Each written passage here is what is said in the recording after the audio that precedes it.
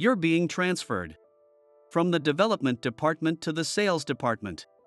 Isaiah, the department manager, informed me, and it felt like I had been hit in the head with a hammer. I desperately wanted to stay in the development department. I hated the idea of being in sales. Driven by this strong feeling, I rebelled against Isaiah, who had just delivered the news of my transfer. However, it seemed like the decision was final, and Isaiah showed no signs of taking back what he said. Still holding on to my frustration, I returned to my desk, only to be hit by another shock. The reason for my transfer was that everyone in the department had petitioned for it. Everyone, including the senior staff, was fed up with your arrogant attitude. We don't want to work with you anymore. If you don't quit, we will. Everyone but you said that to Isaiah. Trembling with my lips quivering, I looked around the office. Everyone was staring at me with cold eyes. It was only then that I realized just how terrible my behavior had been. And suddenly, it all made sense. I deserved to be demoted. I quietly accepted the transfer. When I learned my new office was in my hometown, I felt bitter, but I decided to accept it as the punishment I deserved. Determined to work humbly, I found that my past self still haunted me. As I was brought to my knees by regret, the one who reached out a helping hand to me was, "My name is Riley Woodson. I used to work in the development department at a company that deals in power tools. But that was until just recently. Now, I'm in a branch office far from the headquarters, in my hometown. And here I am, under countless cold stares. So, that's Riley, the guy who used to be in development? I've never heard of someone from development being transferred to sales. He must have really messed up. Apparently, he's been boasting to everyone since he joined the company. Saying things like, 'Don't challenge me, I'm a prodigy.' Wow, we have to work with a guy like that now?" Those comments were impossible to ignore. I couldn't help but avert my eyes in shame. Through the window, the scenery outside was exactly what you'd imagine, a typical countryside view. Vast fields of farmland and patches of nature, with only a few modest buildings scattered here and there. Nearby, I could even see the bright colors of daffodils blooming in the distance. The sight only deepened my feeling of despair. I started reflecting on the path that had brought me here. I had been called a prodigy in my hometown. In elementary, middle, and high school, I was always ranked number 1 in my class. "Riley, you're amazing." Not only did my teachers and the adults in the neighborhood praise me, but Hugh, my friend since elementary school, also admired me from a young age. That's why I became so full of myself. "I'm sick of hearing that, Hugh. You need to expand your vocabulary. That's why you always score poorly in language arts." "Haha, you're right. I'll study harder." When I elbowed Hugh, he gave me his usual awkward smile. He was always like that.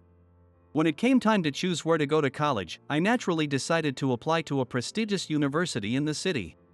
With my grades and GPA, I was confident I'd get in, and I bragged about it to everyone. After all, no one from our high school had ever gone to that university before. I would be the first. But then, to my surprise, Hugh said he would apply there too. What? There's no way you could get in.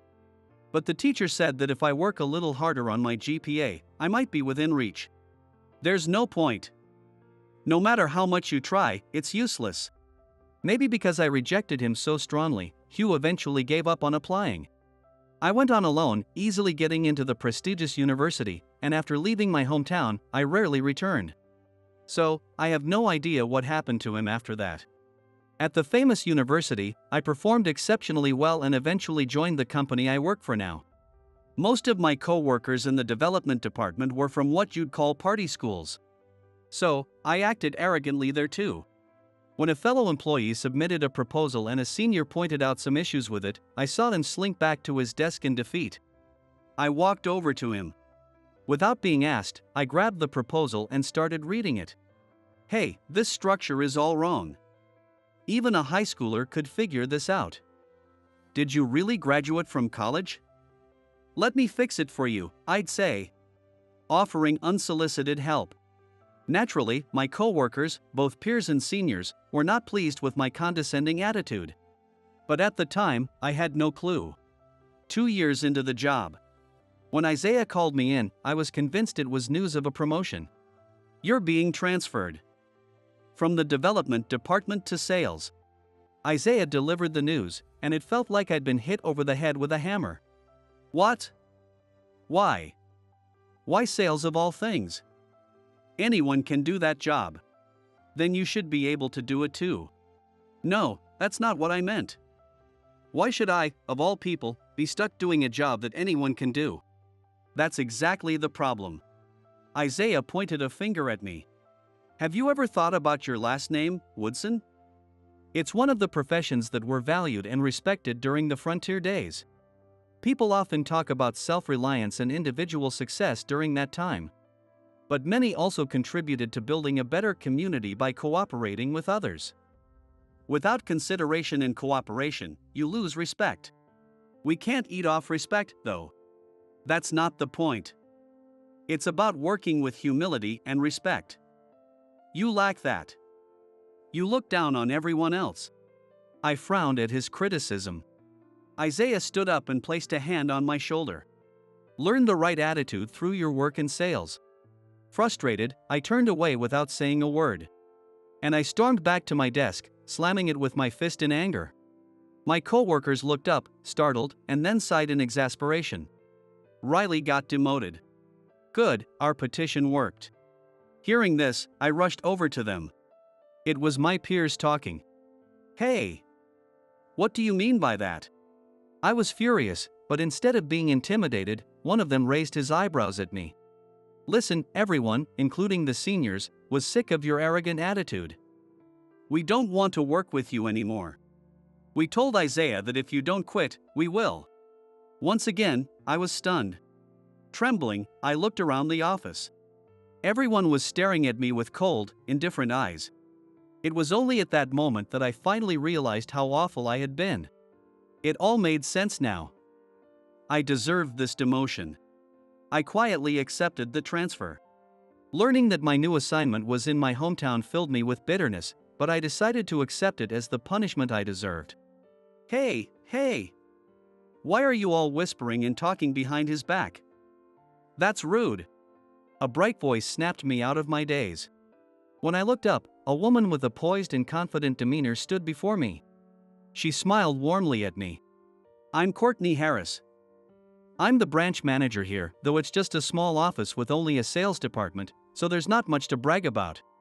Her comment made the employees chuckle. The once gloomy atmosphere in the office seemed to clear up in an instant. I've heard all about it, Riley. The fact that you weren't fired but only transferred shows that the company still sees you as valuable.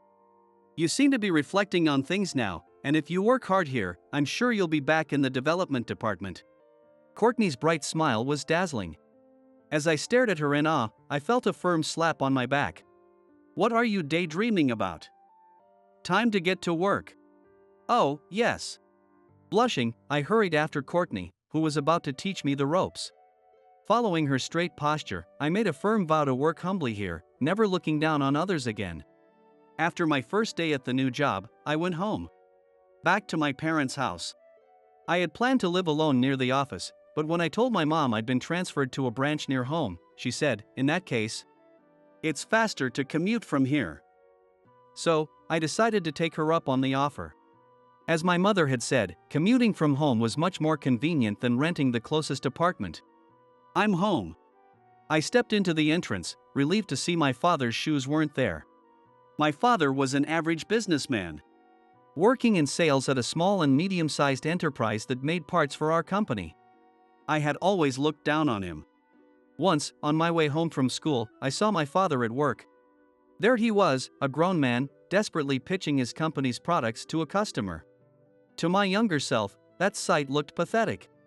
I thought I'd never want to do a job like that, where you sometimes had to suck up to people. That's why I swore I'd never take a sales job. I had even boasted about it to my father before leaving home. Now here I was, demoted and working in sales. I didn't have the guts to face my father. Since returning home a few days ago, I'd been avoiding him.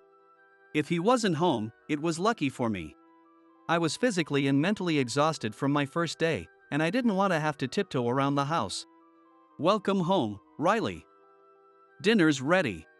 My mom pulled me along. I tilted my head, wondering why she was being so forceful, and then I saw my father in the living room. I couldn't help but make a sour face. Welcome home. I'm home. Since he greeted me, I returned the courtesy out of politeness. Oh, thank goodness. Finally, you and your father are face to face. I was worried because you've been avoiding him. I figured if I didn't make you see each other, you two might never talk again. Now, let's eat. I made a special dinner for your first day at the new job. The table was packed with my favorite foods: roasted chicken wings, deviled eggs, meatloaf, chicken noodle soup, coleslaw, macaroni and cheese, mashed potatoes. Everything was just as delicious as I remembered. As I wolfed down my food, my mom smiled and asked me how work was going and if I thought I'd be good at sales. My father, on the other hand, didn't say a word. Same as always. It left me with a mix of relief and discomfort. A week passed since my transfer. What I learned was that sales were much harder than I thought. When it came to the products I had worked on in development, I could explain them with ease. But with the other tools, I was completely lost. I felt like punching my past self for saying, anyone can do sales. If you're in sales, you need to be able to explain all of our products. Courtney scolded me, and I spent my breaks staring intently at our product catalog. The atmosphere in the office was still cold towards me. The bad rumors from my time in the development department still lingered. People say let it blow over, but there didn't seem to be any such wind blowing my way. I couldn't help but feel distant. That's why I was behind the branch office, studying the product catalog. It was a perfect spot because I could practice speaking out loud without bothering anyone. It was mid-spring, so the weather was just right, not too hot or too cold. As I muttered to myself, imagining a client in front of me while explaining the products, I heard the sound of a baby crying. A baby? Out here in the middle of nowhere? I tilted my head and looked around. Then I spotted a small cat in front of me. A bright, tawny tabby cat. The crying sound I heard earlier was actually its meow. I realized I misheard. The tabby approached me. Cats are naturally cautious creatures. Even more so if they're strays. So I was surprised, but at the same time, I found it adorable. Truth be told, I'm a huge cat lover. Meow. The tabby let out a soft, affectionate sound, and I was instantly smitten. I wished I had brought some treats for it, now that I knew a cat was around. But all I had on me was the product catalog. Here you go, butterscotch, snack time. Courtney's voice called out. The tabby responded with a meow and trotted off toward her voice. Courtney soon appeared in the direction the cat was heading. Oh. Riley, what are you doing out here? Just practicing for sales. What about you? I'm here to give Butterscotch a snack. Butterscotch? Is that the name of the tabby? Is it your cat? No, it's a stray. It just settled here. I named it. Why Butterscotch? Because I like butterscotch. Courtney crouched down and started feeding Butterscotch some cat treats. Her usual composed expression softened into something much gentler. You like cats too, don't you, Courtney? Of course. How about you, Riley? Yes. I nodded enthusiastically, and she laughed. Oh, and feel free to talk to me more casually. All this formality is too stiff. Okay, but that's an order from your branch manager. Just kidding. She playfully stuck out her tongue, and my heart skipped a beat. Okay, I'll try to be more casual then.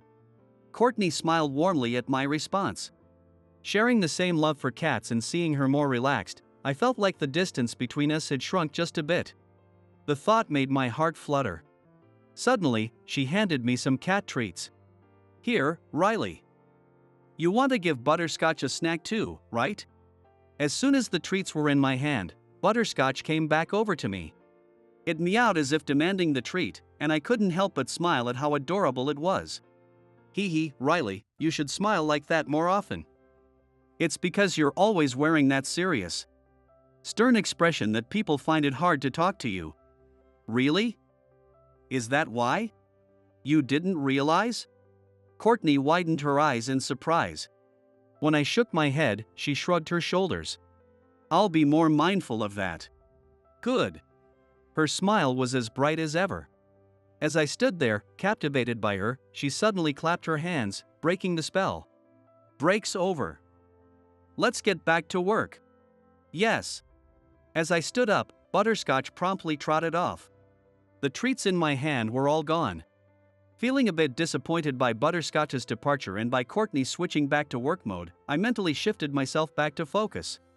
After Courtney's advice, I made an effort to smile more often. Whenever I felt tense, I would think about Courtney and Butterscotch, and my expression would naturally soften. Though sometimes I smiled too much and probably looked a bit too relaxed. But just as she said, people slowly started to talk to me more. As I worked with a smile and a humble attitude, I grew closer to my colleagues, and by the end of the first month, I had made good friends with many of them. I'm sorry about what we said on your first day. We were out of line. Walter and Aiden, the first people I got close to, one day bowed their heads to me. No, those rumors were true, and I totally understand why everyone acted that way. It's fine, really. Hearing this, both of them sighed in relief. As my relationships with my coworkers improved, I realized how much easier it made the job. Because I used to be in development, people would come to me with product-related questions, and I'd ask them for advice on my sales challenges. I began to enjoy working in sales.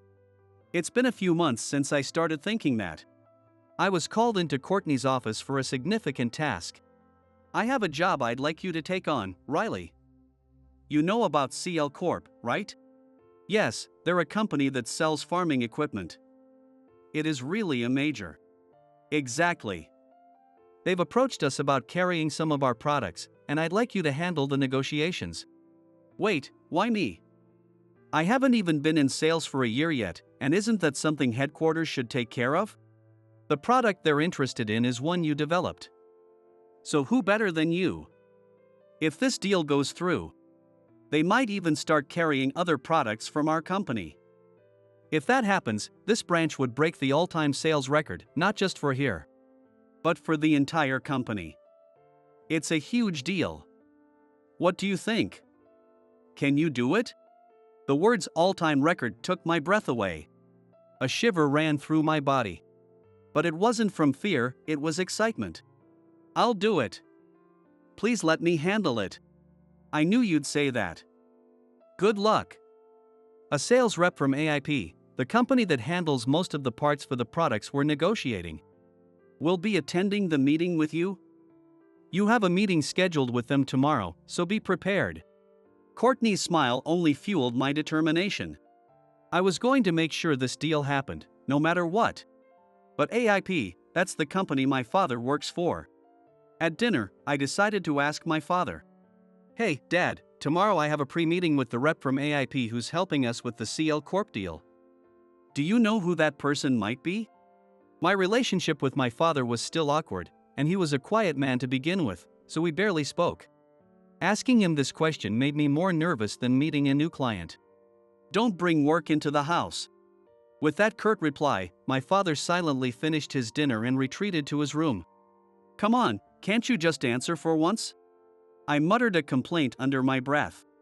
So the next day, I was fired up and ready for my meeting with the AIP representative, but it was my father who appeared in front of me. I was so shocked that I couldn't even speak. I'm Kyle Woodson. Nice to meet you. My father handed his business card to Courtney and me. Courtney, after seeing his last name, widened her eyes in surprise. Woodson, are you by any chance related to Riley? He's my father. When I told her, Courtney exclaimed, "What?" and her eyes opened even wider.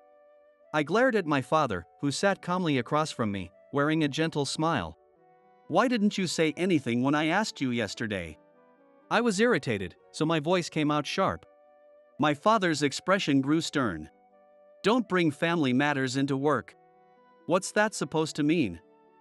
That's not even an answer. Unable to contain my anger, I stood up abruptly. Courtney quickly scolded me. Hey! That's enough. Even if he's your father, it's rude to treat someone we're about to work with that way. Chastised, I reluctantly bowed my head toward my father and muttered, I apologize. My father said nothing in return. I'm truly sorry. Riley is still learning, so I hope you'll guide him along the way. Even as Courtney, too, bowed her head beside me, my father remained silent. In my mind, I cursed, wondering how someone like him had managed to stay in sales for so long. After the meeting ended, I bowed my head to Courtney. I'm sorry about my father. He's not much of a talker. He was like a craftsman, really cool. She said, surprising me with a comment completely opposite of how I saw him. Hearing Courtney call my father cool stirred feelings of jealousy in me. No, this is embarrassing. I shouldn't be jealous of my own father, I thought, shaking my head to push the feeling away. Our meeting with CL Corp is next week. I'll be joining too, of course. Let's work together to secure this contract. Despite the small sense of unease I felt about my father, I could only nod in response to Courtney's cheerful encouragement. Then, the day of the meeting arrived. The weather was perfect, almost as if it were rooting for us. All right, let's do this. Courtney was fired up, while my father, as usual, said nothing. Together, we waited for the representative from CL Corporation. That meeting is supposed to take place at our office. Since the client wanted to test the products firsthand, the agricultural equipment was too large to transport easily. So they were coming to us. The person attending the meeting today was supposedly an American working at CL Corp's US branch. CL Corp had offices all over the world, and they often made deals with companies that produced quality products in each country. Their headquarters promoted a culture of diversity, which was likely why they sent people from various backgrounds. Before long, a taxi pulled up in front of our building. When I saw who stepped out, I froze. Riley? Courtney called my name in a puzzled tone, nudging me with her elbow. But I couldn't move, still staring at the person in front of me. I was more shocked than when I found out my father was coming. Standing there was Hugh. The same childhood friend I had spent my school days with from elementary to high school, whom I had belittled and whose path I had obstructed. My name is Hugh. I'm the representative from CL Corporation. It's a pleasure to meet you. As Hugh extended his business card, I took it with trembling hands.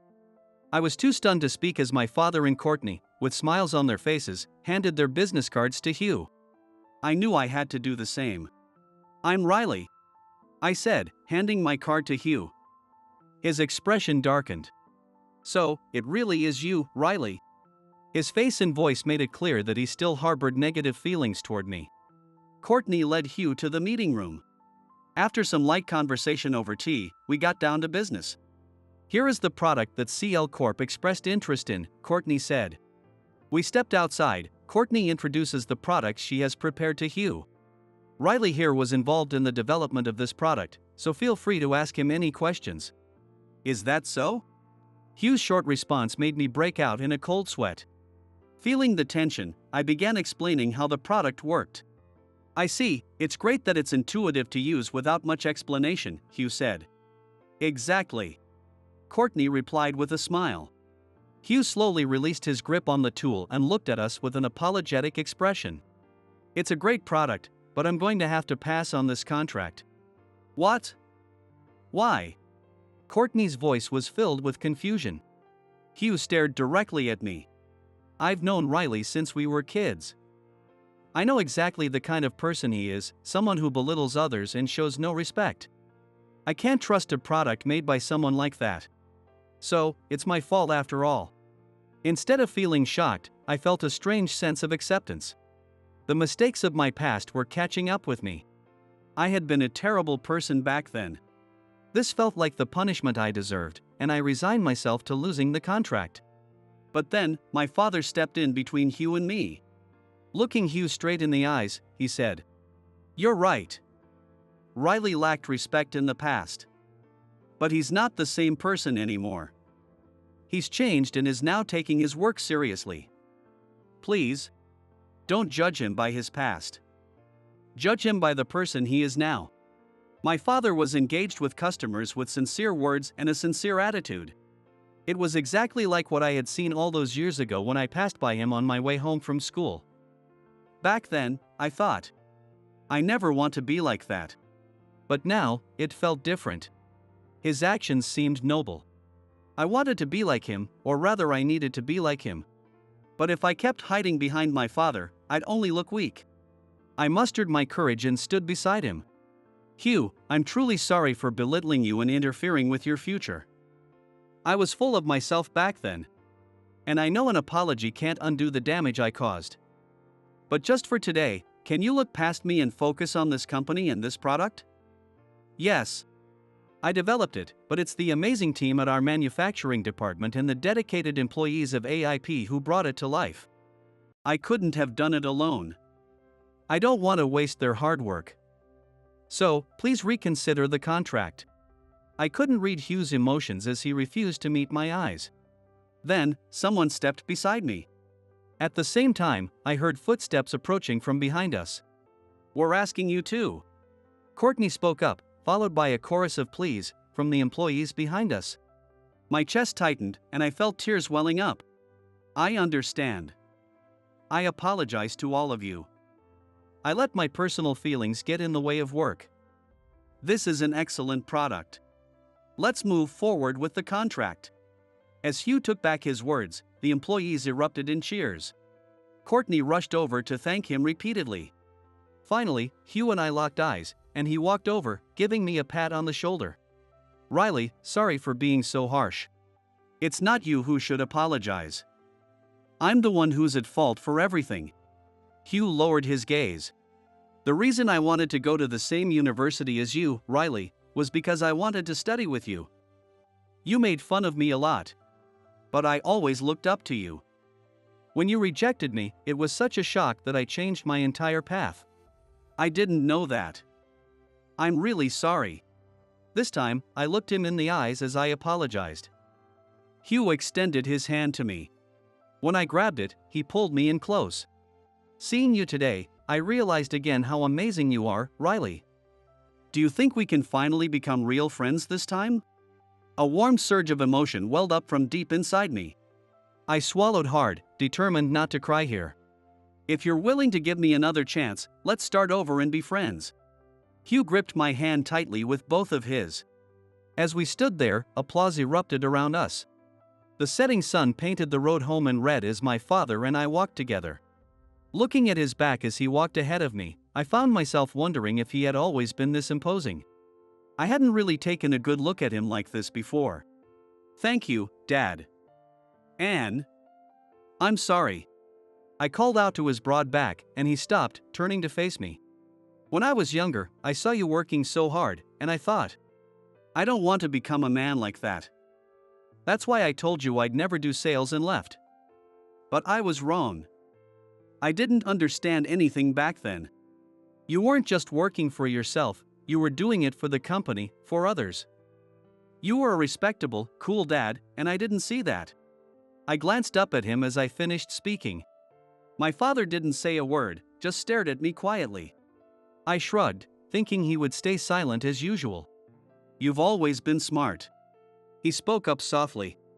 After widening my eyes, I held my breath, ready to hear what he would say next. But the problem was, you let your intelligence get to your head. I always believed that one day, you'd understand. And now, you've reflected on your past and moved forward. Today, when your co-workers gathered around you as you apologized sincerely, I realized just how much you've grown. You've done well, Riley. Hearing those words, I couldn't hold back my tears anymore. As I sobbed, my father gently pulled me into a hug. You should be proud of yourself. You've grown through your mistakes, and I'm proud to call you my son. Sniffling, I nodded in his arms. The next day at work, I was greeted with smiles from everyone. Riley, those heartfelt words of yours? Man, they really hit me. So now Riley's going to be the top salesperson? No way the CEO's gonna let you stay here. So, does that mean you're heading back to headquarters?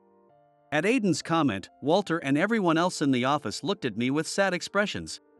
No, don't get ahead of yourselves. Besides, the only reason we secured the deal yesterday was because all of you supported me. Even if headquarters calls me back, I'm going to say I won't go without you all. When I said that, Aiden grinned and tackled me. I stumbled back from the force. All right, sorry to interrupt your moment. Courtney appeared, as composed as ever. I couldn't help but stare at her, captivated by her usual poise, but Aiden nudged me, grinning mischievously. Riley, were you serious earlier? About not going back to headquarters without everyone? Yes. I'm really happy to be working with all of you, and I want to keep working together for as long as I can. Courtney hummed thoughtfully, crossing her arms. Even with a slightly troubled expression, she still looked elegant. All right, I see what needs to be done. She mumbled something I didn't quite understand and then signaled by clapping her hands for attention. Everyone, I have something I need to tell you. The truth is, I'm Mr. Harrison's daughter. The confession was so sudden that the room fell silent for a moment. When we finally processed what she had said, everyone, including me, let out a collective, "What?" I was just as shocked as the others. The reason I was the branch manager here was for training. My last name was a fake too. When I told my father I wanted to be the CEO one day, he said, "Then go and boost the performance at this branch." Courtney glanced around at all the employees. Thanks to Riley's success, I've achieved results that satisfied my father. He told me I could return to headquarters. I was thinking of bringing Riley back with me, but her eyes met mine, and my heart raced. I've been thinking about something else. Like Riley, after working here, I realized I don't want to leave everyone behind. So after hearing Riley's thoughts, I've decided. I'm going to turn this branch into a subsidiary. The employees let out another collective gasp of surprise. Yesterday, I told Hugh about my plan to make this branch a subsidiary, and we've arranged for the contract to be signed with my new company. You'll get in trouble with Mr. Harrison for doing that without permission. Walter, clearly shocked, blurted out. Courtney stuck out her tongue playfully. I'm going to explain it to my father, Mr. Harrison, soon. Riley, will you come with me? Me? Yes, please. With Courtney giving me that pleading look, there was no way I could refuse. The next day, Courtney and I arrived at headquarters. It hadn't even been a year since I left, but it felt strangely nostalgic. The work at the branch had left a strong impression on me. Courtney headed to the CEO's office, leaving me to do as I pleased. I wasn't sure what to do, so I decided to visit the development department. As awkward as it was, and as much as I feared their reactions, I wanted to apologize to them properly. I went back to the entrance and told the receptionist that I didn't have an appointment but wanted to see someone from the development team. She contacted Isaiah, and I was granted permission to visit. With sweaty palms, I made my way to the development department. Excuse me. I'm sorry to interrupt your work. I nervously stepped into the room, where everyone was present. The office was filled with tense silence, and I couldn't help but shiver. I told myself it was from excitement, not fear, as I stood before them. I took a few big breaths, and then spun the words as if I were shouting. I caused all of you a lot of trouble when I was here. I was selfish, and I created a bad atmosphere. I'm truly sorry. The silence felt deafening. My heart pounded loudly in my chest. Then, the silence was broken by the sound of clapping. I looked up to see Isaiah applauding. I've heard about your success at the branch. I heard you secured a big contract. Well done. No, it wasn't just me. It was thanks to everyone at the branch. Hearing that, Isaiah smiled. You understood the last thing I told you, didn't you? As someone who once worked above you, it makes me proud to see how much you've grown. Then, my former colleagues, both peers and seniors, gathered around me. Riley, you've become such a great guy. I didn't like the old you, but the new you? You're awesome. Congrats on sealing the deal. Keep selling our products, alright? We're counting on you. Hearing these words, tears welled up in my eyes. Yes, I'll keep working hard as a salesperson to make sure all the products you pour your heart and soul into reach as many people as possible. The warm, friendly atmosphere made me smile naturally. Courtney's plan to turn our branch into a subsidiary was officially approved by Mr. Harrison. Even though we became a subsidiary, our work remained the same. We continue to work diligently, selling the products created by our parent company. And today, just like every day, we approach our work with sincerity. I'm the contact person with CL Company. And I'm working hard every day in sales to see if CL Companies Hugh will purchase the fruits of our company's efforts, which were conceived by our development department and completed by our manufacturing department, with parts made by subcontractors like the one my father works for. Hugh, the person I present the products to, usually buys most of them. Apparently, they sell really well. Thanks to that, our company's performance has improved, and both the parent company and our subsidiary are doing well. After a meeting with Hugh, I stopped by a nearby pet store to pick up some treats for Butterscotch, then returned to the office. Butterscotch, I've got treats for you. I offered the treat to Butterscotch, who was basking in the sunlight near the entrance. He happily trotted over. The bell on his collar jingled softly. When our branch became a subsidiary, Butterscotch was officially named the company mascot. These moments, when I feed Butterscotch after returning from work, are a real comfort to me.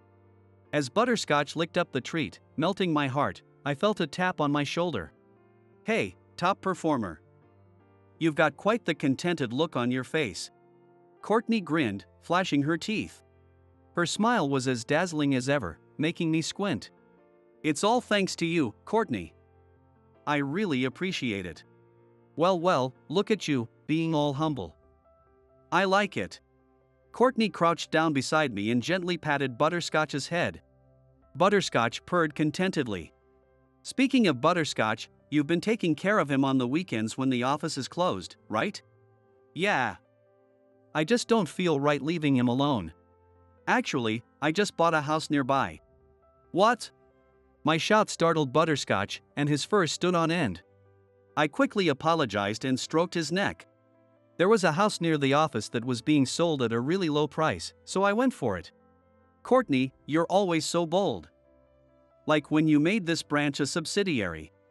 I teased her, and she laughed, a little embarrassed. I hadn't meant it as a compliment, but her smile was so cute I couldn't help but forgive her. That's why, from now on, I'm planning to take Butterscotch home with me. I always felt bad for having you take care of him at your place. Especially since your dad isn't fond of cats. She was right. Ever since I started bringing Butterscotch home, I found out my father wasn't much of a cat person. But he never said anything about me looking after Butterscotch, remaining his usual silent self. So, I was grateful for Courtney's offer to take Butterscotch. But at the same time, I couldn't help feeling a little disappointed. Courtney must have noticed. As she chuckled softly. Besides, I'm new to owning a cat, so I'll need you to teach me. Why don't you come over and check out the new place? Sure, I'll bring Butterscotch with me. Courtney furrowed her brow, looking thoughtful. Actually, I was hoping the first time you come over, it could just be you, is that okay? Blushing, she glanced up at me with her eyes, and I couldn't refuse. The truth is, I've fallen for her. From the way she's acting, it seems like she feels the same way. When I visit her house, I'll confess my feelings to her. I made up my mind. The old me looked down on others and belittled them. Even after reflecting on my actions, my past self continued to hold me back. But my father, Courtney, and the new friends I made helped me move forward. With gratitude for their support, I resolved to always move forward with humility and respect, no matter what lies ahead.